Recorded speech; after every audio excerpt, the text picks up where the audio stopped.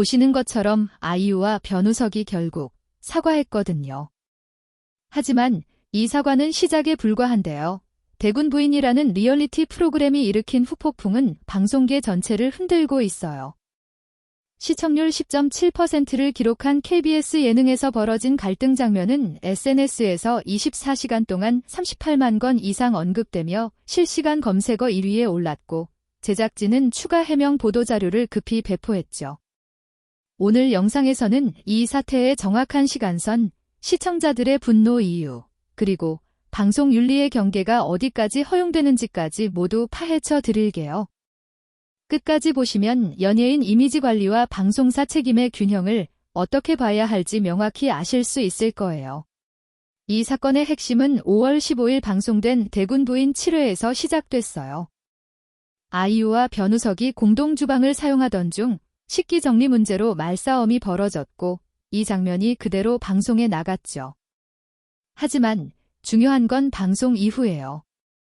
누리꾼들은 이 장면은 편집 의도가 분명하다며 제작진을 비난했고, 실제로 해당 씬 전후의 촬영본 유출로 인해 아이유가 너무 하루 종일 카메라만 따라와서 스트레스를 받았다는 발언이 확인됐어요. KBS 내부 관계자에 따르면 PD는 갈등 요소를 강조해 시청률을 끌어올리려는 전략을 사용했고, 이는 리얼리티 프로그램의 고질적인 문제로 지적되고 있어요. 결국 시청자들은 연예인의 사생활을 조작해 재미로 만든다는 비판을 쏟아낸 거죠. 수치는 거짓말을 하지 않는데요. 방송 이후 24시간 동안 대군 부인 관련 온라인 언급은 무려 38만 건에 달했고, 그중 72%가 부적절한 편집, 연예인 사생활 침해, 제작진 책임 등을 비판하는 내용이었어요.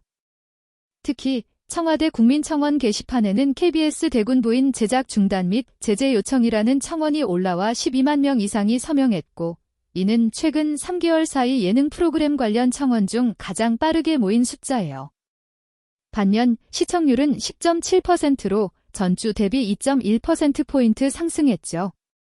즉, 논란이 시청률에는 오히려 도움이 됐다는 뜻인데요. 이 모순이 바로 이번 사건의 핵심 갈등점이에요. 이번 사건이 단순한 연예인 갈등이 아닌 시스템적 문제로 확산된 이유가 바로 여기에 있어요. 아이유는 15년간 연예계에서 단 한 번의 논란도 없이 착한 아이유라는 이미지를 쌓아왔고, 변우석 역시 최근 KBS 드라마에서 정의로운 캐릭터로 인기를 얻었기 때문에 두 사람이 갈등을 벌인다는 설정 자체에 시청자들이 더 민감하게 반응했어요. 게다가 KBS는 공영방송이기 때문에 대중의 신뢰를 기반으로 운영되는데 그 신뢰를 훼손했다는 비판이 강했죠. 그리고 무엇보다 중요한 건 요즘 시청자들은 재미를 위한 조작을 더 이상 용납하지 않는다는 점이에요. 2026년 현재 MZ세대 중심의 시청층은 진정성을 가장 중요한 가치로 여기고 있기 때문이에요. 비교해보면 이번 사건의 심각성이 더 드러나요. 2018년 나는 가수다에서는 PD가 편집을 조작해 논란이 됐지만 결국 시청률이 하락하며 프로그램이 종료됐고 PD는 해임됐어요. 2022년 러닝맨에서는 멤버 간 갈등 장면이 편집돼 논란이 됐지만 제작진이 재미를 위한 연출이라고 해명하고 금방 잠잠해졌죠. 하지만 이번 대군 부인은 다릅니다. 단순한 해명이 아니라 아이유와 변우석이 직접 사과했고, KBS는 제작진을 조사 중이며 한국방송공정위원회에까지 회부됐어요. 이는 방송사 입장에서도 지번권은 넘을 수 없는 선을 넘었다는 판단을 내렸다는 증거예요. 두 스타가 사과한 건 시청자 기만 때문이 아니라 본인들의 브랜드 가치를 지키기 위한 필수 선택이었어요. 아이유 소속사인 EDAM 엔터테인먼트는 사실관계를 정확히 전달하지 못한 점에 대해 책임을 통감한다며 공식 해명했고, 변우석은 인스타그램에 제 진심이 왜곡된 것 같아 마음이 무겁다는 장문의 글을 올렸어요.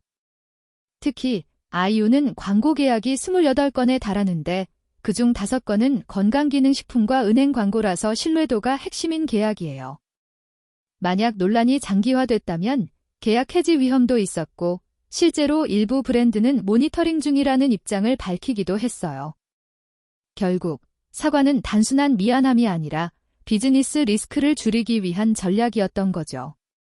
한국언론진흥재단이 2026년 4월 발표한 조사에 따르면 시청자 10명 중 7명은 리얼리티 프로그램도 현실 그대로 나와야 한다고 답했어요. 반면 제작자 10명 중 6명은 일정 부분 연출과 편집은 시청률을 위해 불가피하다고 응답했죠. 이 괴리가 바로 문제예요.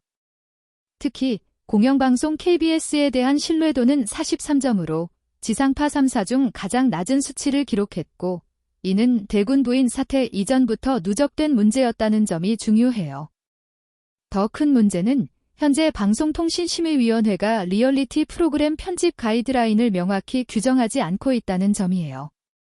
결국 제작진은 법적 문제 없음을 근거로 자율 판단하고 있는 실정이죠. 이번 사태를 계기로 방송계에는 큰 변화가 필요해요. 우선 리얼리티 프로그램 편집윤리 가이드라인을 제정해야 하고 시청자 패널을 포함한 외부 감시 체계도 도입해야 해요. 실제로 MBC는 2025년부터 리얼리티 제작 투명성위원회를 운영하며 촬영 전 출연자 동의서에 어떤 장면이 편집될 수 있는지를 명시하고 있어요. 또 하나의 트렌드는 출연자 직접 편집 참여인데 TVN 나는 살아있다에서는 출연자가 자신의 장면 편집에 의견을 제출할 수 있도록 했고 시청자 반응이 매우 긍정적이었죠. 결국 진정성을 지키는 프로그램만이 오래갈 수 있다는 교훈을 이번 사건은 우리에게 전달하고 있어요.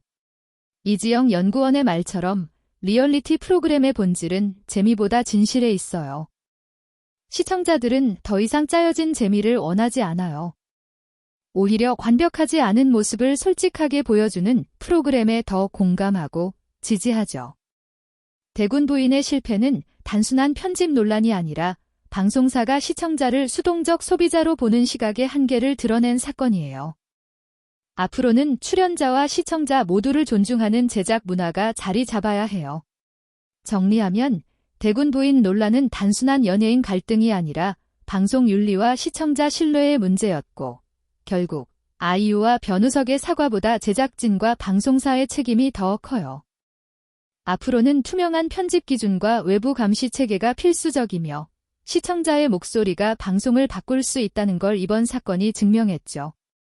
영상이 도움이 되셨다면 구독과 좋아요 눌러주세요.